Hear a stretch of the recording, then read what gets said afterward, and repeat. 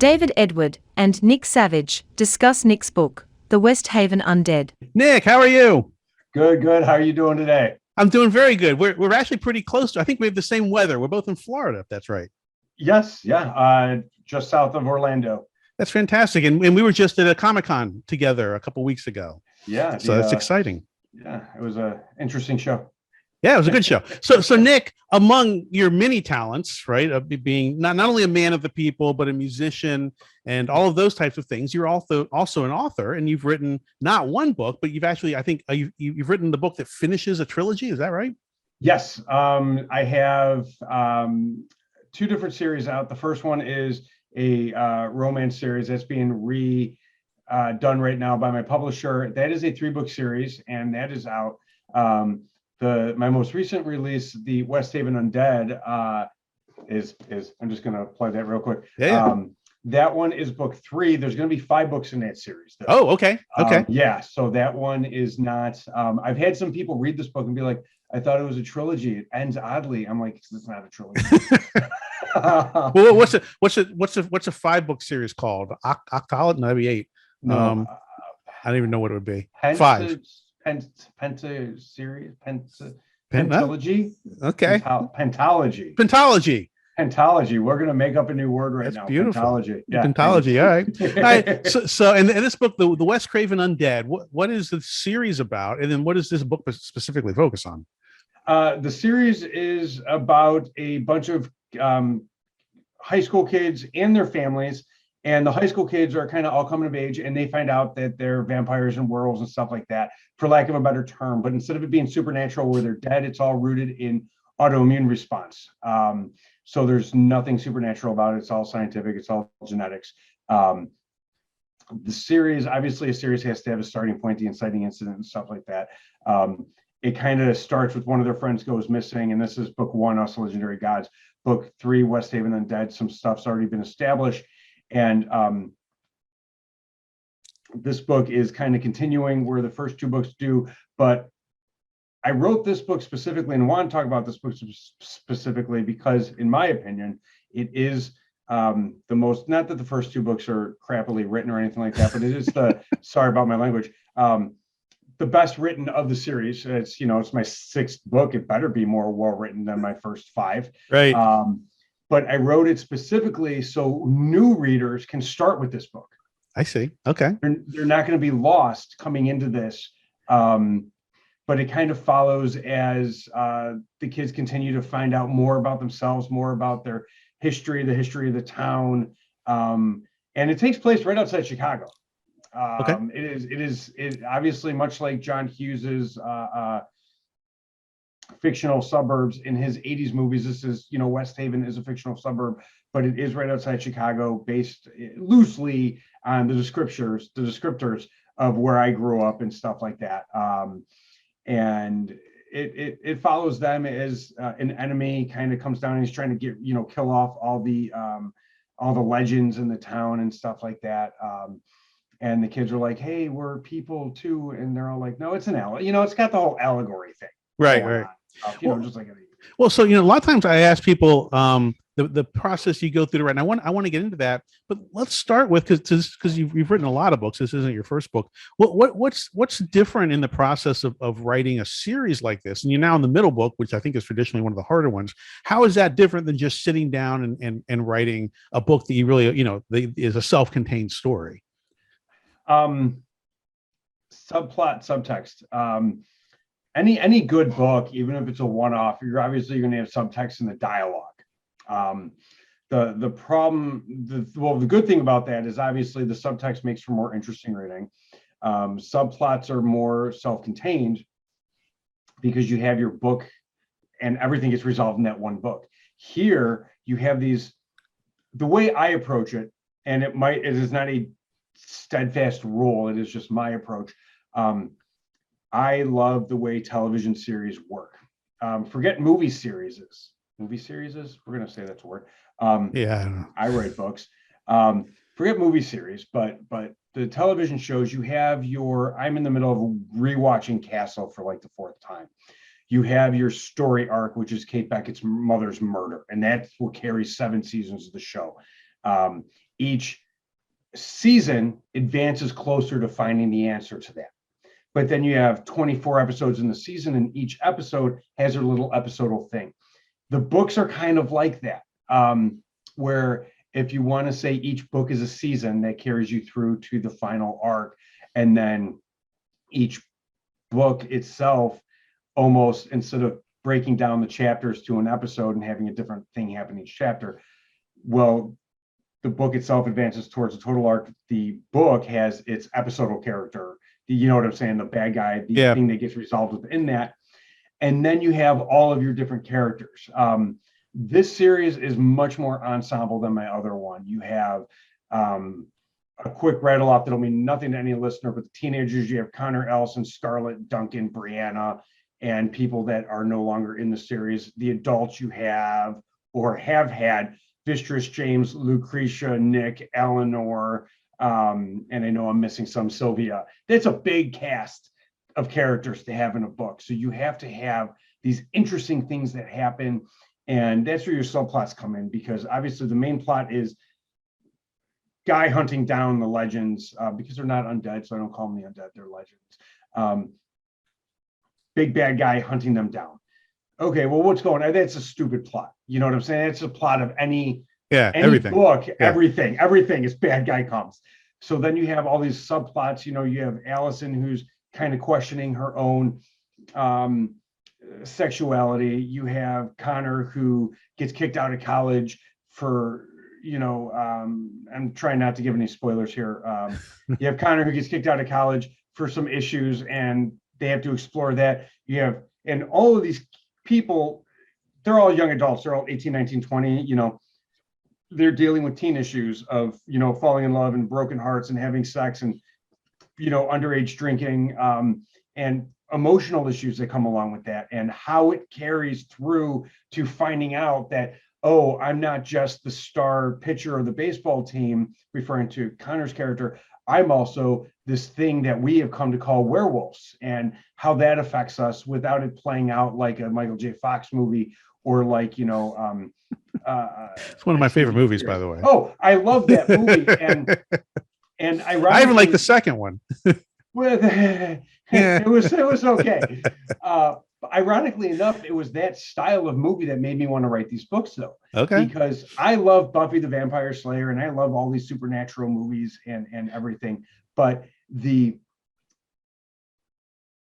more realistic, it was campy and it was fun. It was meant to be a comedy. Teen Wolf, Michael J. Fox was, comedic actor.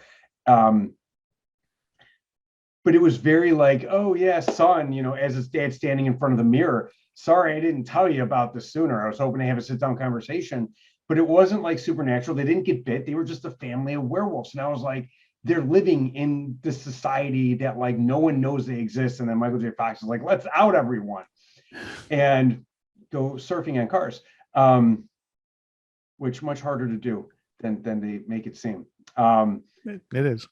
I saw a kid the other day almost get his foot ripped off, and that was horrifying, but that's a story for another time. It was not part of that.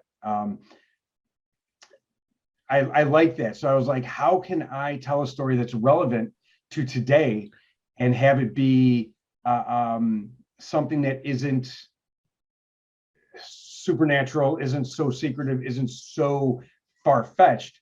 So I strive for this realistic kind of approach to having werewolves and vampires and stuff. And I really like the way that it was done with, Teen Wolf. And I was like, I want to try and do something like that without it being as campy. It's far more serious. Yeah. So what does your process look like? I mean, do you outline these books? Did you outline the entire series? Do you just kind of know in your head and then start writing, or what does that look like?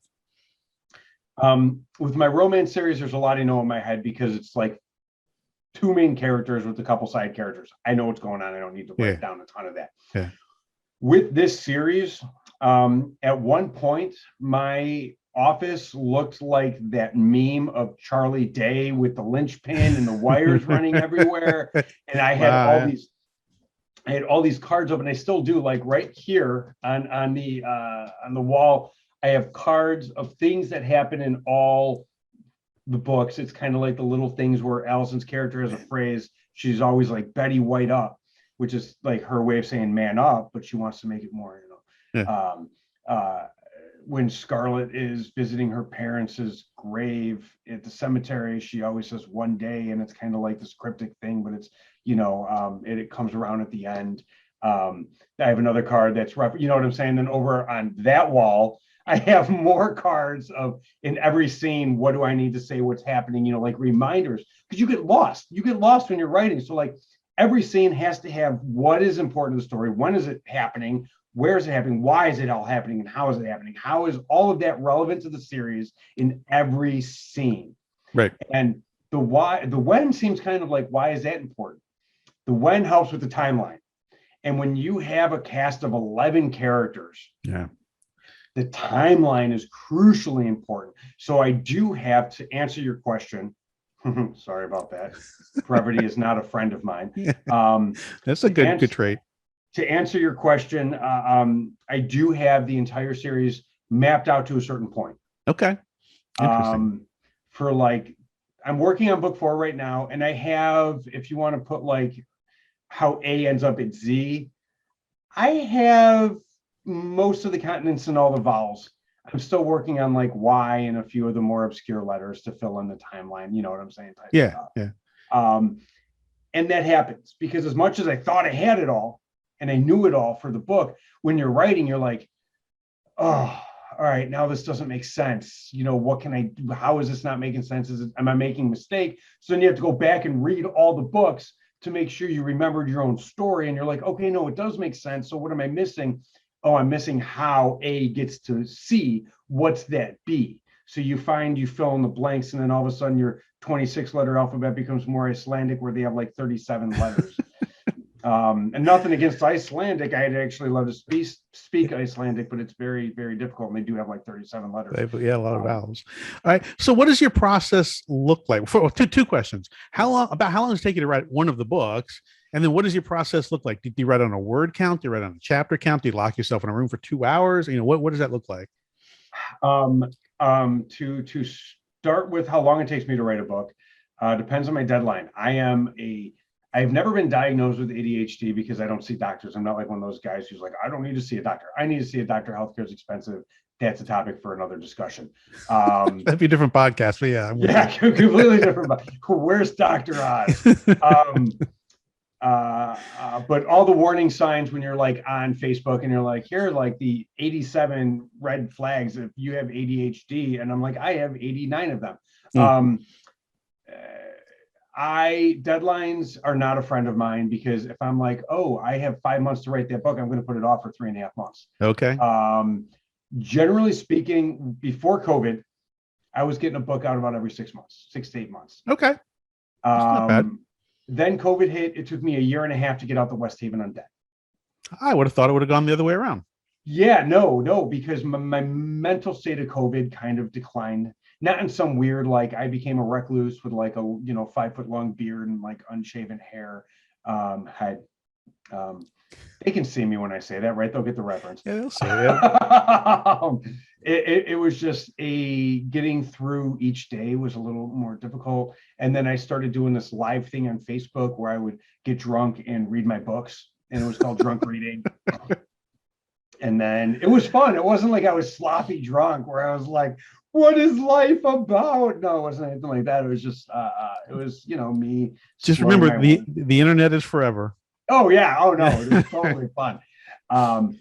But it was what it was. Now in December, I got picked up by Four Horsemen Publishing. That's a big deal. They're big time.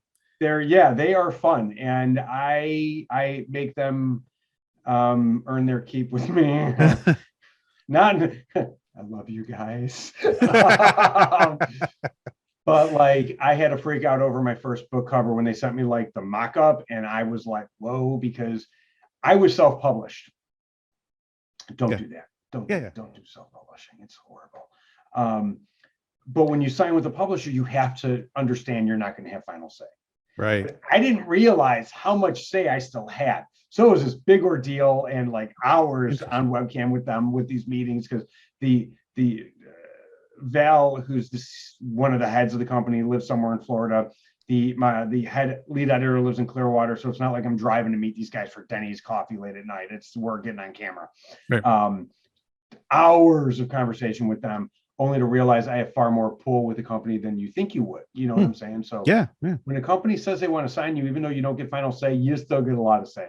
But now that I'm with them, my books, I'm on a deadline. And because I want my books, I want my books to always be better than the last ones. So I'm writing the next book in the Nation series. I have 2 books left in that series.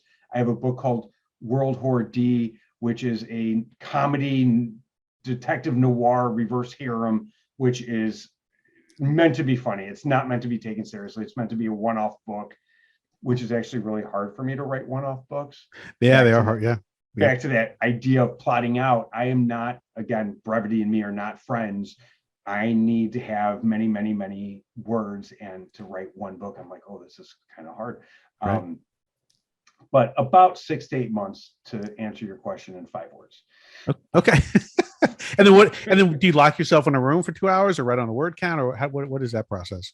No, I don't write on word count when I started, and I don't advise anyone to do that. And I'm actually reiterating my sister's advice. My sister is a journalist.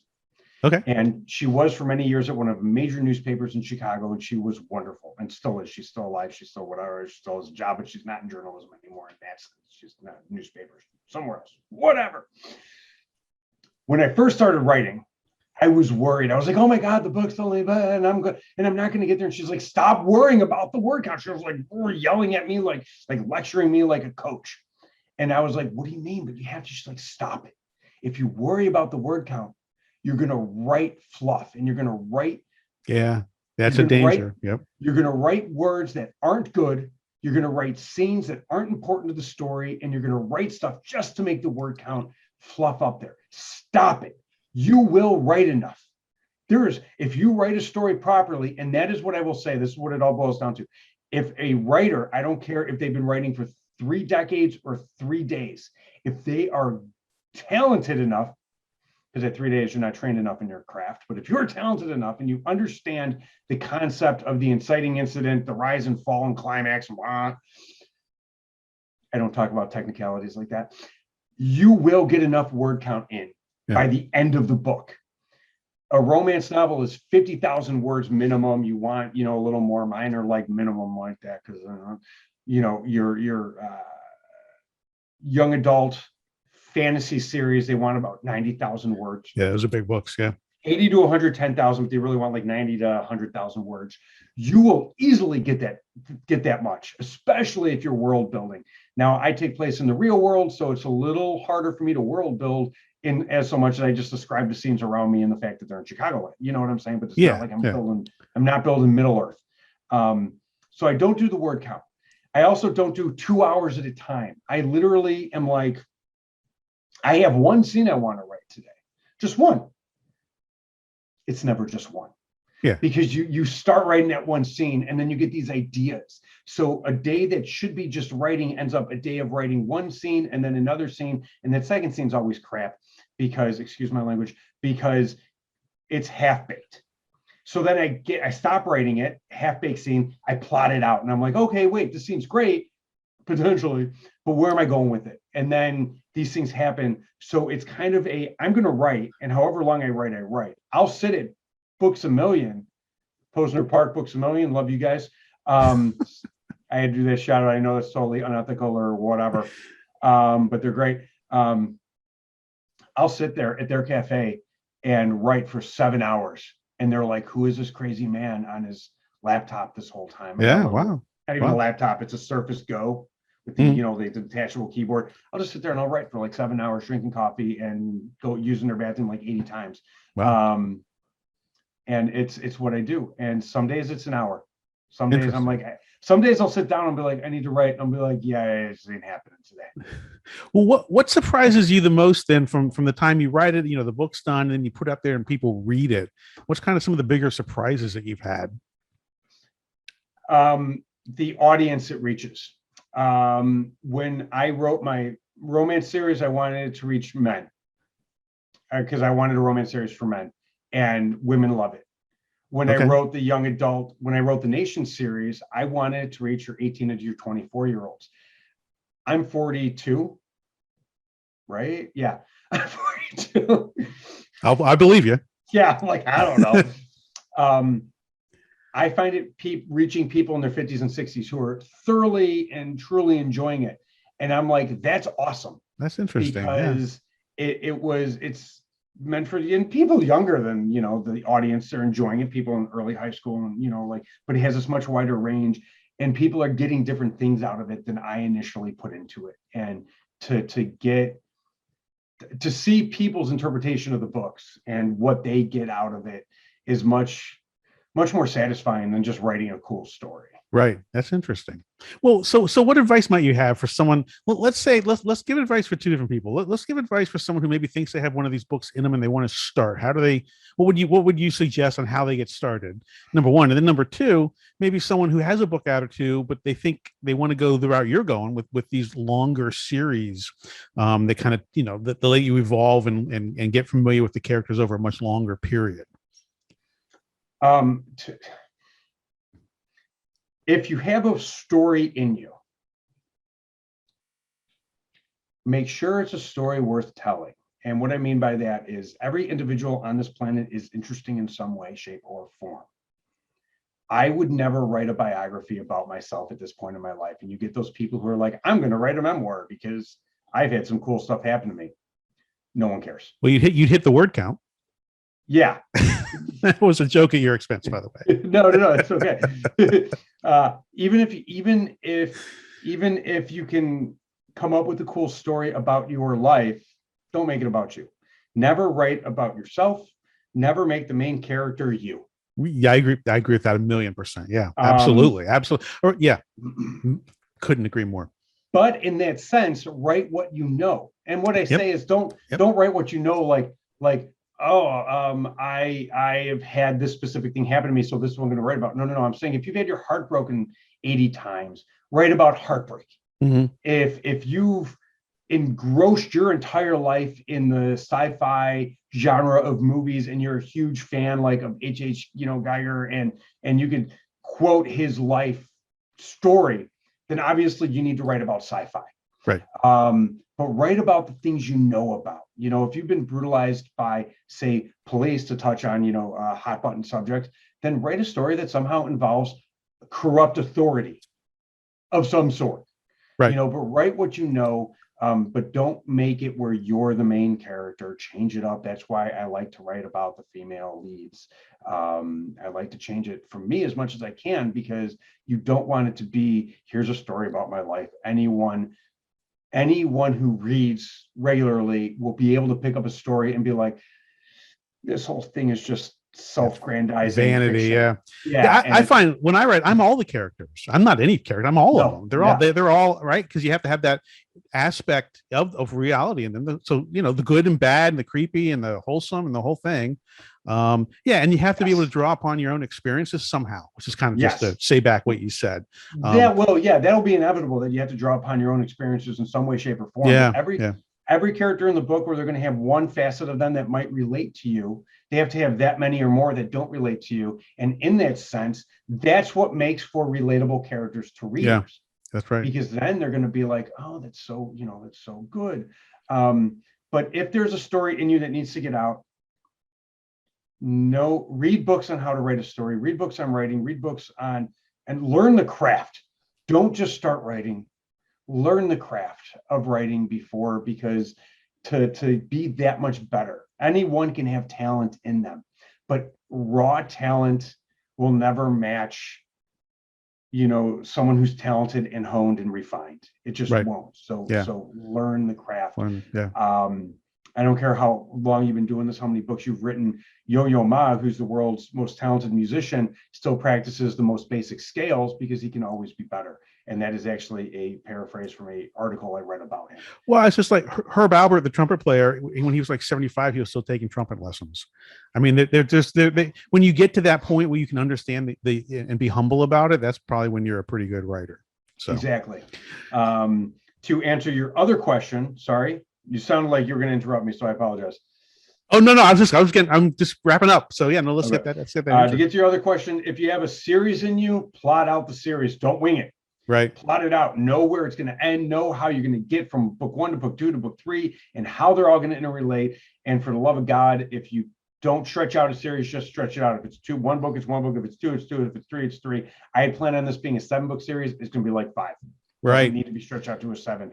That's good advice too. Yeah. If you self-publish, be prepared to spend money on an editor. Don't say I'm going to have my friend edit, or I'm going to edit it myself. Never edit your own books.